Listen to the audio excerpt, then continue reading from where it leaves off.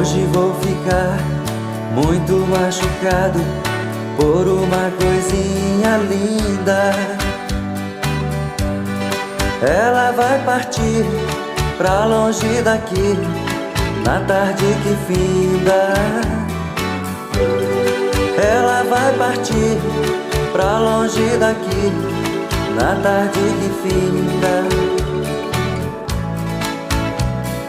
Ao nos despedir com um forte abraço e um beijo de adeus,